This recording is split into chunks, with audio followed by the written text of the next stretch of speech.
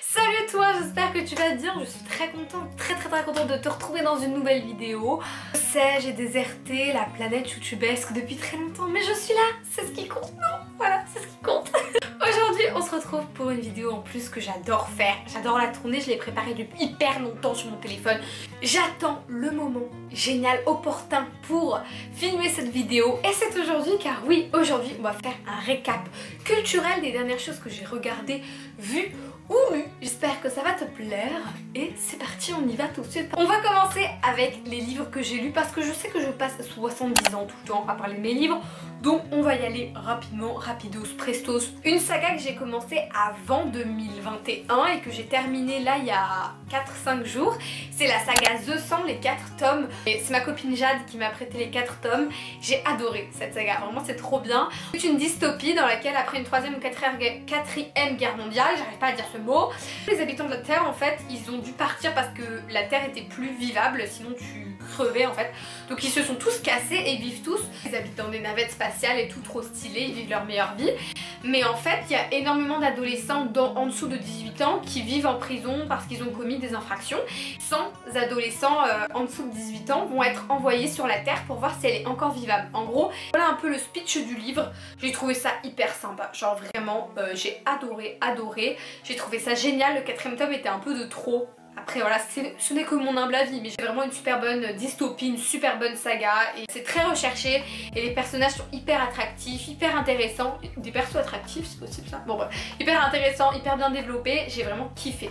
Deuxième livre, j'ai lu Et les lumières dansaient dans le ciel de Eric Pesant, je sais pas. C'est un livre, tu sais, que t'as quand tu t'abonnes à l'école. C'est un École des Max, voilà, que j'avais pas lu et je me suis dit pourquoi pas, il est petit, il fait 100 pages. C'est l'histoire d'un petit garçon qui est passionné d'étoiles, d'astres et du ciel en général et du coup il est contrarié un petit peu et puis il a des relations un petit peu compliquées avec ses parents qui sont divorcés. Ça parle de sujets plutôt intéressant que j'ai pas trop non plus vu aborder dans les romans, que ce soit le divorce ou la passion pour les étoiles. J'ai rarement vu ça, donc c'était hyper original et hyper bien fait. J'ai trouvé ça court mais quand même attachant et le petit perso il est vraiment mignon, donc franchement j'ai vraiment bien aimé. C'est pas le livre de l'année mais j'ai bien kiffé, donc je te conseille si t'as envie de lire un truc un peu détente. Tu vois, on se rapproche du bac, donc si t'as envie un peu de te détendre, c'est le bon moment. Un autre livre dont j'ai envie de te parler que j'ai adoré, c'est un livre que ma marraine m'a prêté et franchement quand je l'ai vu je me suis dit je sais pas si ça va me plaire parce que c'est un truc un peu particulier, hyper vieux. Le livre il était vraiment tout vieux et tout mais je trouvais ça hyper drôle. Donc je me suis lancée dans ce roman là qui s'appelait Chocolat de Jane Harris, je sais pas trop comment dire son nom. C'est plutôt un vieux roman mais que j'ai vraiment apprécié, il n'y avait pas vraiment de résumé donc je me suis lancée dedans comme ça en faisant confiance à ma marraine parce qu'elle m'a dit que j'allais adorer et franchement j'ai vraiment kiffé. Jeune femme, à l'approche de Pâques, elle va venir s'installer dans un petit village puisqu'elle est chocolatière, elle va venir vendre ses chocolats et en fait à partir de là va se créer une histoire parce qu'en gros on va partir du principe que comme elle vient à l'approche de Pâques et qu'elle veut vendre des chocolats, c'est vraiment le pire des péchés et tout par rapport à la religion catholique, il faut pas manger de chocolat avant Pâques etc, t'as pas le droit de manger de chocolat, bref une espèce de guéguerre qui va se créer. On ressent vraiment cette ambiance en fait petit village, je suppose, parce que voilà j'avais vécu dans un petit village. Le livre casse beaucoup le mythe de la religion qui domine dans les villages français. Je trouve ça hyper bien parce que ça remet en question pas mal de clichés. Il y a aussi le problème des migrants qui est abordé et il y a beaucoup de beaux sujets, de beaux moments en fait, de belles histoires qui sont racontées et on casse tous les clichés, tous les codes et j'ai vraiment kiffé. Peut-être un peu long sur voilà, un peu de longueur. Il y a un chapitre où on suit le prêtre, un chapitre où on suit Jeanne et donc j'ai trouvé ça super bien d'avoir plusieurs points de vue, donc je dis oui, je m'abonne aussi. J'ai lu Une jeunesse au temps de la Shoah et je ne sais pas si je peux dire que j'ai adoré mais en tout cas c'est vraiment un livre marquant, poignant de toute ma vie que j'oublierai jamais. Tu vois tout ce que j'ai marqué. Je pense que ça a changé ma vision sur la vie et puis c'est hyper important de lire ça, que ce soit parce que ce livre là je vais le prêter à ma famille, à mes amis. C'est un livre qu'il faut lire, qu'on doit tous avoir lu dans notre vie une fois. Il m'arrache des larmes, on peut dire ça. Il me fait couler mes larmes et il m'attriste autant qu'il me passionne. Il m'a ému autant que je l'ai détesté en fait. Enfin je sais pas trop comment te dire mais je peux juste te dire d'aller le lire. Je peux pas te décrire ce qui se passe, je peux pas te décrire. Juste Simone Veil, elle raconte son histoire. C'est une histoire si horrible qu'elle est attachante et je trouve que c'est hyper important. Voilà, hyper important, donc va le lire parce que je pense qu'on a tous besoin de lire ce genre de roman quoi. Voilà pour la série livre. Maintenant on va passer à la catégorie film et série. J'ai regardé en Netflix party avec ma pote Tiny Pretty Thing. J'ai adoré, c'était trop bien. Je te ferai une petite revue bientôt entre la série et le livre si ça t'intéresse. J'ai adoré cette série. Il y a certains passages très marquants, très poignants. Il y a une ambiance très dark, très sombre, très louche comme ça, tu vois. Ça se passe dans une école de danse, enfin genre tout pour me plaire. Ouais, peut-être que ce que j'ai moins aimé c'était cette ambiance très sombre tout le temps et très dramatique tout le temps aussi, genre. Mais il y avait aussi des bons moments, des beaux côtés, des super belles images, vraiment. La qualité visuelle, mais waouh. Au niveau série, j'ai aussi commencé et bientôt fini, il me reste 2 épisodes je crois, de Nos premières fois. Cette série date vraiment, je sais, je suis la dernière à l'avoir vue sur la planète, mais je l'ai regardée et franchement je trouve ça sympa, rigolo. C'est une bonne série détente. Bon, pas prise de tête, vraiment c'est juste un bon moment, j'ai pas grand chose d'autre à dire là-dessus. Et je regarde aussi avec mon autre pote Scam France saison 7. J'ai kiffe. Tu peux les retrouver sur francetv.com. Je te mettrai de toute façon toutes mes refs dans la barre d'informations si ça t'intéresse. Les relations sont grave développées, que le visu est magnifique, que les lumières, que les images, que les émotions, tout est bien pensé, tout est bien réfléchi, tout est bien à sa place et il n'y a aucun détail qui est laissé à côté et c'est vraiment magnifique. Rapide pour ce film-série, non tu trouves pas? Passons au reportage. J'ai regardé beaucoup de reportages, je pensais pas regarder autant en fait, mais je sais pas, j'ai été lancée dans mes reportages récemment, donc on part sur ça. J'ai regardé tout d'abord sur Netflix USA, scandale dans le monde de la gymnastique. Je sais pas si c'est un truc comme ça, mais je te mettrai le titre de toute façon sur l'écran. Bien construit, hyper bien fait. J'ai regardé en version originale puis en version française parce qu'en version originale j'avais pas tout capté. En gros on va suivre un scandale qui a eu lieu aux États-Unis dans le monde de la gymnastique, un docteur qui aurait fait des attouchements sur les jeunes filles en fait, sur les jeunes gymnastes.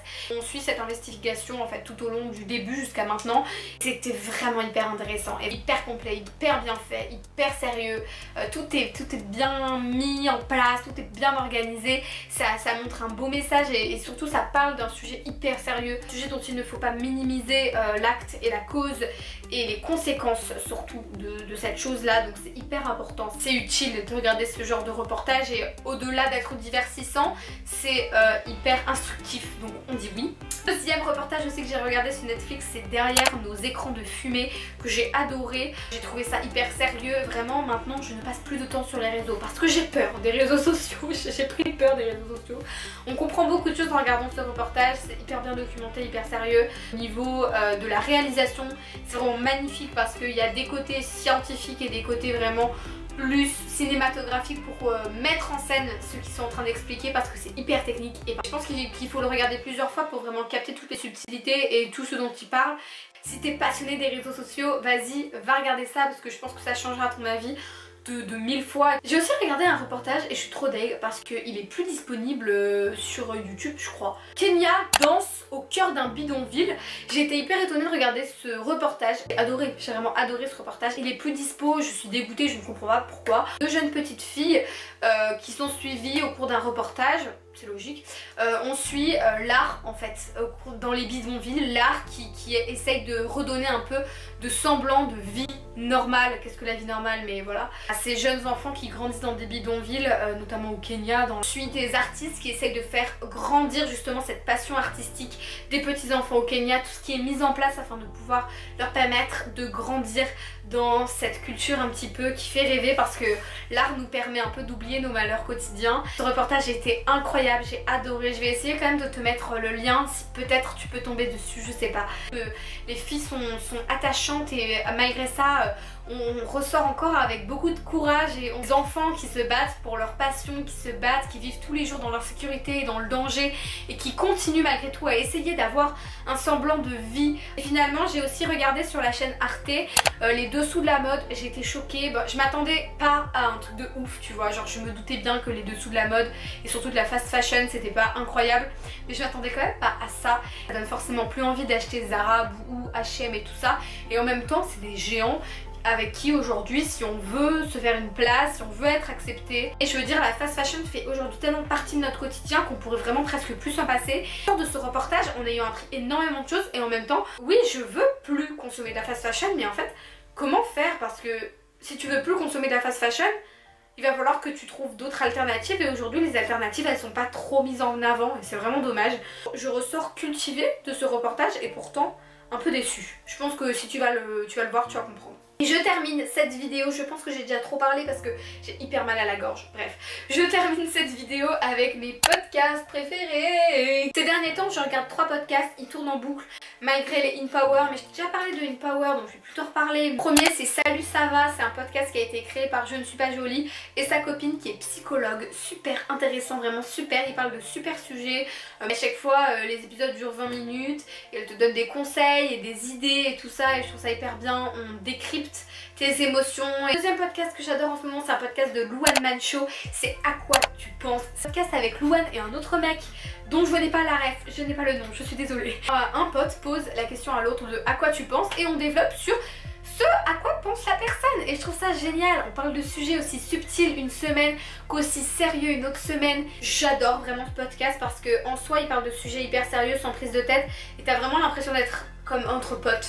Et ça fait du bien d'entendre ça, tu vois. Et puis ça dure pas longtemps, c'est vraiment un podcast hyper court. Et enfin, le troisième podcast, c'est un podcast plutôt de story time que j'adore parce que Storytime, tu connais. C'est le podcast Transfert de Slade Podcast. J'adore ce podcast. Parce que je le trouve hyper intéressant parce que on en ressort encore des leçons de vie. Franchement, Transfert, c'est un bon podcast. J'adore les storytime, j'ai rien d'autre à dire sur ce podcast, juste je kiffe parce que ça parle que des storytime, il n'y a que des gens qui viennent raconter leur vie. Vraiment des histoires genre hyper horribles et il y a vraiment des histoires hyper rigolotes. Ça dépend, tu choisis ton mood et tout, des histoires d'amour, des histoires d'amitié. N'hésite pas aussi à aller y faire un tour. Voilà, je pense que c'est tout pour cette vidéo. Merci de m'avoir suivi, merci de m'avoir regardé, merci d'être là, d'être toujours présent, d'être avec moi. Je te dis à très bientôt pour une prochaine vidéo. Si cette vidéo t'a plu, n'hésite pas à t'abonner. C'est ici. I think c'est là, mais je suis plus sûre, mais bref c'est quelque part par ici là, il y a un démon quelque part, bah clique sur le démon. Et puis on se redit à très bientôt, si t'as des idées de vidéos, des concepts que t'as envie que j'installe sur ma chaîne, n'hésite pas à me les proposer, n'hésite pas non plus à me donner des conseils si t'as vu des trucs qui clochaient dans cette vidéo, qui te plaisaient pas ou quoi que ce soit. Fais d'énormes bisous, je te dis à très bientôt, merci de m'avoir suivi, bye bye la famille.